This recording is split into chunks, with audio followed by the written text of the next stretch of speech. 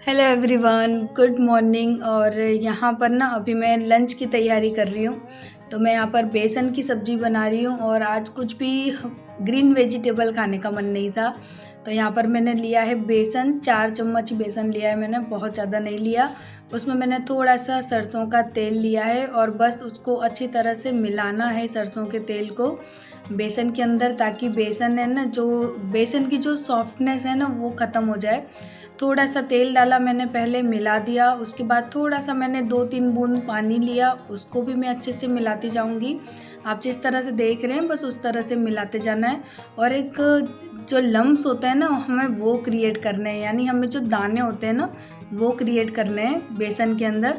तो इस तरह से देखो ये दाने बन गए, जैसे कि हम बूंदी के दाने होते हैं ना, उस तरह से दाने बना लेने हैं बेसन के अंदर। और ये रेसिपी मैंने अपने चैनल पे काफ़ी बार शेयर की है और ये भी बताया है कि ये रेसिपी मैंने कहाँ से सीखी। ये रेसिपी मैंने अपनी मम्मी से सीखी है और मुझे बहुत ही ज़्यादा पसंद है ये रेसिपी। इतनी सिंपल सादा है ना, लेकिन अगर मैं सुबह इसको बना लूँ ना तो मैं शाम तक इसी को खाती हूँ। शाम को लंच में भी, शाम को डिनर में भी जो बनता है ना उसको अवॉइड करके मैं इसी को खाती हूँ, मुझे इतनी पसंद है ये। तो बस इसको भूनने के लिए मैंने यहाँ पर लिया है थोड़ा सा सरसों का तेल और इसको मैं अच्छी तरह से भून लूँगी। तो इस कढ़ाई में ये काम नहीं हो पा रहा था, बार बार बेसन चिपक रहा था इसमें। तो फिर मैंने इस कढ़ाई को चेंज किया और एल्यूमिनियम की कढ़ाई में मैं इसको भूनूंगी, क्योंकि इसमें ये वाकई ही नहीं भून रहा था। तो स्टील की कढ़ाई इस काम के लिए बेस्ट नहीं है। तो बस बेसन अच्छे से भुन गया। उसके बाद यहाँ पर मैं सरसों का तेल लूँगी थोड़ा सा और उसमें डालूँगी 2 साबुत लाल मिर्च, हींग, थोड़ा सा डालूँगी जीरा। और ये जब अच्छे से पक जाएंगे उसके बाद मैं यहाँ पर डालूँगी प्याज और हरी मिर्च कटी हुई। इसके अंदर कोई लहसुन नहीं जाता, कोई ज़्यादा स्पाइसेस या खड़े मसाले नहीं चाहते, बहुत ही सिंपल सी रेसिपी बनती है। प्याज भुन जाएगी उसके बाद जो हमारे 3 बेसिक मसाले होते हैं वो हमें डालने हैं। धनिया पाउडर, लाल मिर्च पाउडर, हल्दी पाउडर, थोड़ी सी कश्मीरी लाल मिर्च पाउडर डाल दिए। ना डालो तो भी अच्छा लगता है, ये जितनी येलो दिखती है उतनी ही अच्छी लगती है। उसके बाद पानी डाल के मसाले को पका लेना है। मसाला अच्छे से पक जाए, तेल छोड़ दे मसाला। उसके बाद मैंने यहाँ पर जो बेसन डाला था, यानी जो भून के रखा था बेसन, उसको मैं यहाँ पर डाल दूंगी और अच्छी तरह से मिला लूँगी। मिलाने के बाद फिर आपको यहाँ पर डालना है पानी और आपको 4 चम्मच जो मैंने बेसन लिया था उसके अंदर आपको कम से कम 1 से 1.5 गिलास पानी डालना है। और पानी डालने से क्या होता है कि बेसन है ये ऑटोमेटिक फूल जाएगा, क्योंकि बेसन थिक हो जाता है। तो कम से कम 1.5 गिलास पानी डालें। उसके बाद मैंने नमक डाल। ये देखिए मेरे घर की छोटी पुतनी हेयर स्टाइल बना के आई है, बोलती है मम्मी देखो कैसी मेरी हेयर स्टाइल है। किसने बनाई यार हेयर स्टाइल? खुद ने बनाई? अच्छी लग रही है? आप लोग बताना कैसी लग रही है।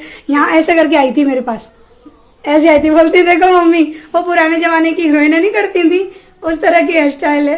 कैसी लग रही है, कैसी लग रही है। अच्छा आरू, हाथ गंदे हो जाए, बिल्कुल छूना नहीं है। अभी नहा के आई हूँ। जाओ, नहीं वहाँ जाके खेलो। यहाँ गर्मी में क्या कर रहे हो रसोई में? ये 3 तिगाड़ा इकट्ठी हो गई हैं। ये रही, ये रही, ये रही, ये रही, ये रही, ये रही, ये रही, ये रही, बिल्कुल ही बहुत होती है इसको। एक ये रही, चलो तीनों जाओ, जाओ वहाँ पंखे में खेलो जाके। तीसरी को तो दिखाई नहीं। तीनों को दिखा दिया, चलो। मैं तो नहीं जाऊंगी चाची। ये तो ना मेरे खानदान वालों ने ये जगह अपने नाम कर ली है ना। मेरी किचन के बंटवारे कर दिए हैं। ये वाला हिस्सा चाची काम करेंगी, ये वाले हिस्से में ये सारे बैठते हैं। राजा आता है वो भी यहाँ बैठ जाता है। ये तीनों आती हैं, ये तीनों यहाँ बैठती है। वो तो खैर बैठती है, ये दोनों भी यहाँ बैठती हैं। इतना हिस्सा ले लो, है ना। ये मेरा हो गया, ये चाची का हो गया, ठीक है। अब बताओ इनको क्या मिल रहा है यहाँ गर्मी में बैठ के? हाँ राजकुमारियाँ हैं, छोटी प्रिंसेस, बीच की प्रिंसेस, बड़ी प्रिंसेस हैं। और वहाँ मेरी सब्जी बन रही है, यहाँ मैं आटा लगाने की तैयारी कर रही हूँ। तो ये तीनों लड़कियाँ मुझे इतना परेशान कर रही थी। आरू, मोलू तो नीचे है, वो भी कर रहा है परेशान।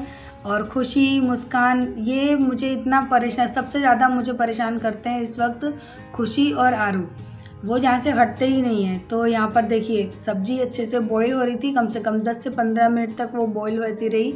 उसके बाद मैंने थोड़ा सा गरम मसाला डाल दिया स्वाद के लिए। हरे धनिया थे नहीं इसलिए नहीं डाले, और यहाँ सब्जी मेरी बन के रेडी हो चुकी। तो ये सब्जी बस इसी क्वान्टिटी में बनती है और शाम तक बहुत गाढ़ी हो जाती है। तो बस ये हमारा सिंपल सा लंच है। मैंने इस सब्जी के साथ में थोड़े से राइस बनाए थे क्योंकि राइस मुझे बहुत पसंद है, रोटियां, सलाद एंड प्याज। बस ये हमारा सिंपल सा लंच है। तो आइए आज मेरे साथ मिलके लंच करते हैं। आज मैं आपको अपने साथ इनवाइट कर रही हूँ क्योंकि मैंने सोचा कि रोज़ मैं आपको बस ऐसे ही दिखा देती हूँ, आज साथ में बैठ के करते हैं। तो पहला बाइट मैंने लिया है राइस का और सब्जी का, क्योंकि मेरे फेवरेट हैं ये चीज़ें। मुझे इस सब्ज़ी के साथ में ना राइस बहुत ही ज़्यादा पसंद है। और ये अभी शाम का टाइम हो गया, पूरे दिन कोई वीडियो शूट नहीं की, और अभी ये शाम का कम से कम 6:30 पौने 7 का टाइम है ये। और मैं यहाँ पर ना कपड़े घड़ी कर रही हूँ। पॉपकॉर्न बनाए थे तो वो मोलू और आरू फिनिश कर चुके, और ये सारे कपड़े सुबह धोए थे वो सूख गए तो लेकर आई हूँ। मैंने सोचा कि चलो कपड़े वगैरह घड़ी कर देते हैं। वैसे झाड़ू वगैरह सब हो गया और स्लीपर बच्चों ने उतार के फेंकी हैं क्योंकि मेरे बच्चे बहुत शैतान हैं, बहुत उधम करते हैं। और बस यहाँ पे अभी शाम के मेरे वही काम होते हैं, क्लीनिंग, झाड़ू, कपड़े घड़ी करना, जो भी छोटे मोटे बर्तन हो गए हों वो साफ़ करना। बस ये सारी चीज़ें मेरी चलती रहती हैं। और उसके बाद देखिए यहाँ 6:45 हो चुके, कपड़े घड़ी हो चुके।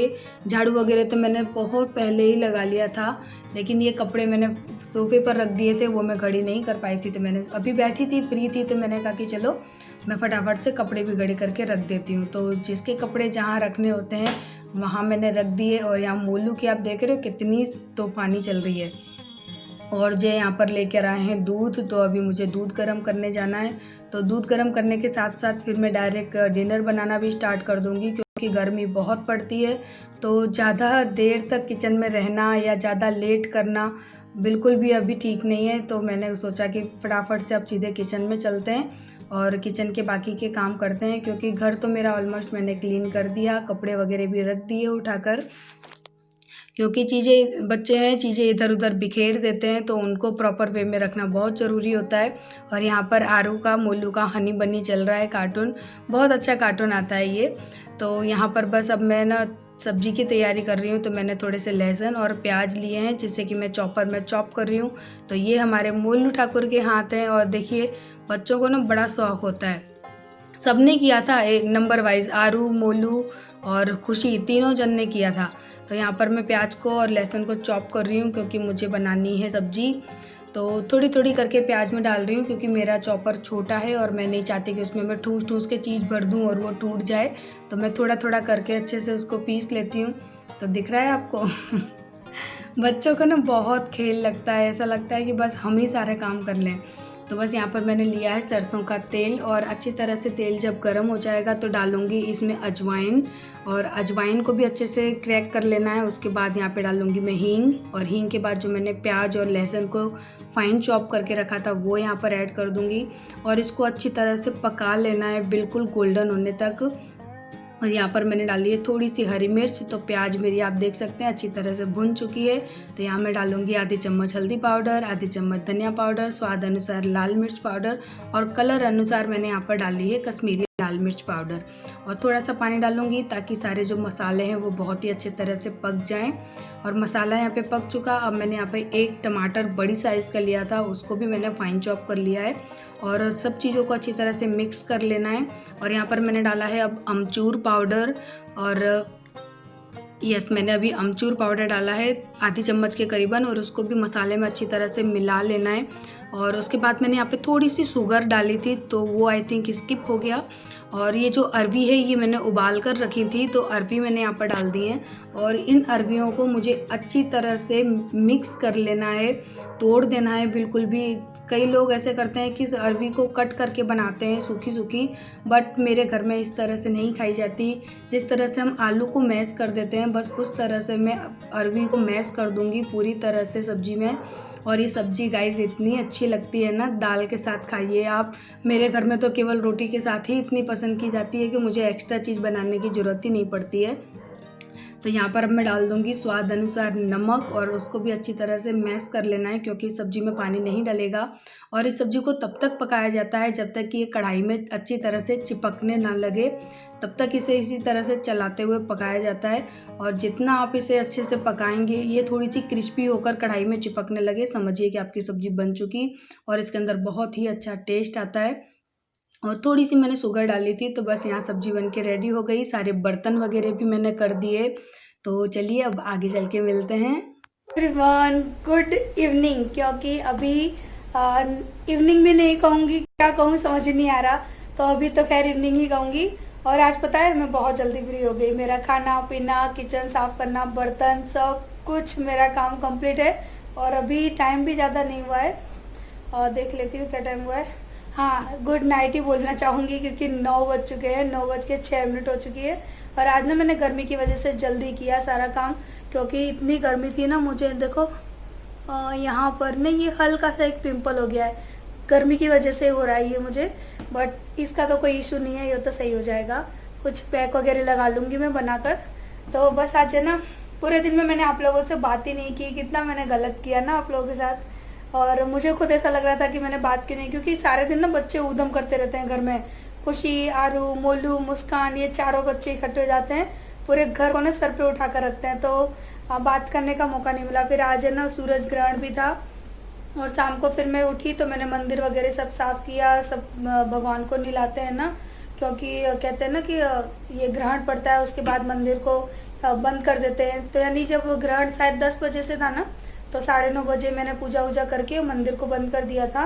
और उसके बाद शाम को मैंने 6 साढ़े 6 बजे मंदिर खोला। उसके बाद पूरा मंदिर साफ़ किया और भगवान जी को सबको नहलाया, ठाकुर जी को सबको नहला के उनके कपड़े वगैरह सब चेंज करके और उनको बिठा दिया है। और अब बस रात हो गई है, तो अभी मंदिर के दरवाजे मुझे थोड़े बढ़ाने हैं।